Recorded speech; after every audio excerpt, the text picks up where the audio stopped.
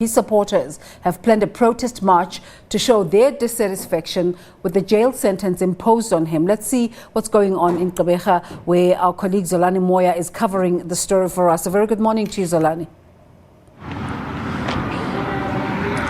A very good morning to you. Yes, we are indeed broadcasting live at the Wales estate, not too far from Motherwell in Gqeberha. This is where Jacob Zuma supporters have gathered here in large numbers to basically display their dissatisfaction about the constitutional judgment that was taken on Tuesday.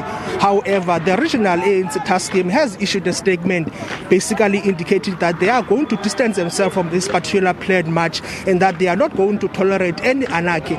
But with me here, I'm joined by the ANC leader, Mr. Andy Lungisa, who of course is one of the organizers of this planned march this morning. Mr. Lungisa, first and foremost, thank you so much for availing yourself this morning.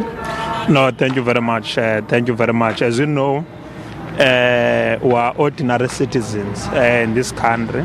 We are here as ordinary citizens. We are not representing any organization. We are representing ourselves.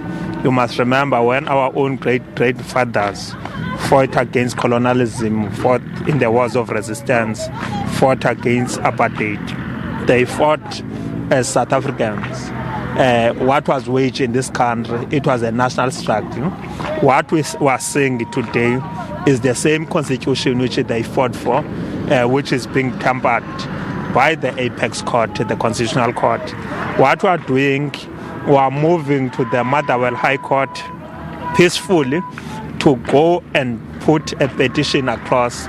The petition is going to the Judicial Service Commission, is going to the Parliament of South Africa, is going to the National Council of Provinces, is going to the President of South Africa. Is where we'll be taking the petition based on the judgment which was taken by was delivered by the Constitutional Court, which was read by Justice Gqeberha, because we believe that the Constitutional Court expropriated powers which they do not have. Former President Zuma was ill-treated. Former President Zuma was not treated as an ordinary South Africans like all other South Africans, was not treated equal before the law. The powers were expropriated. Okay. Mr. Lungisa, just briefly tell us, when you guys were organizing this particular march, did you guys take into the highest consideration the rules and regulations of COVID-19? Because President Ramaphosa is very clear to say that there should be no gathering whatsoever. No, everyone knows we respect the regulations, but you must remember when the regulations were announced, there was no arrest of President Zuma. That's why we are not even gathering. We are in our own cars, we are moving to go and submit the petition. We are not even calling a gathering. It's a process in our own cars going to the Motherwell High Court to go and deliver this petition, and then we'll then send the petition via emails to all other areas which we have mentioned on the petition.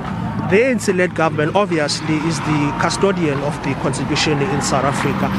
Are you, I'm not saying defying that, are you defying that? No, we'll also, on the petition, we'll also send it to the National Executive Committee of the ANC so they can be able to take a proper decision, take into account the contents on this petition.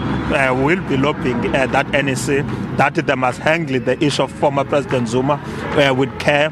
We've raised this matter that in the African continent we must be able to have a way of dealing with all the former presidents. We cannot allow a situation where you've got the elderly person in the middle of the pandemic who's going to be taken. Thank you so much, Mr. Andy Lungisa, for availing your time this morning. However, that was Mr. Andy Lungisa basically saying that no COVID-19 or no individual is going to prevent them from displaying their undying support for former President Jacob Zuma. Well, that is what I have here for now in Gqeberha. It's back to you in Johannesburg.